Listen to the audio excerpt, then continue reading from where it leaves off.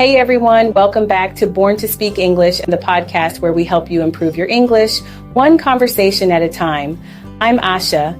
And I'm Nori. Today we're going to talk about some of the most common mistakes English learners make and how to fix them. So, if you want to sound more natural and confident in English, stay with us.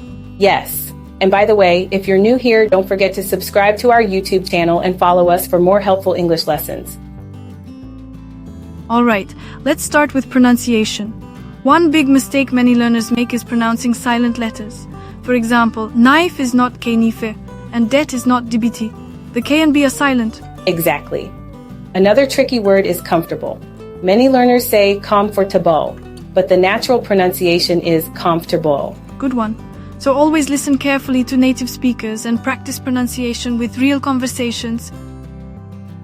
Now let's talk about grammar mistakes. One of the most common ones is using the wrong tense. For example, saying, I have seen him yesterday. No, it should be, I saw him yesterday, because we use past simple with past time expressions.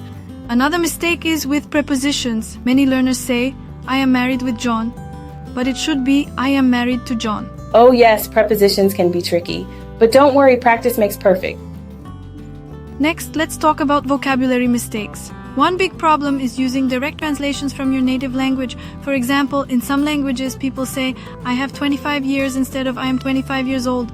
That's a great example. Also, words like fun and funny can be confusing. Fun means enjoyable, like the party was fun. But funny means something that makes you laugh, like the joke was funny. So, how can you fix these mistakes? First, listen to native speakers and repeat after them. Shadowing is a great technique. Yes. And also, read more English books, watch movies, and write every day. The more you practice, the better you get. Don't be afraid to make mistakes. Mistakes help you learn and grow.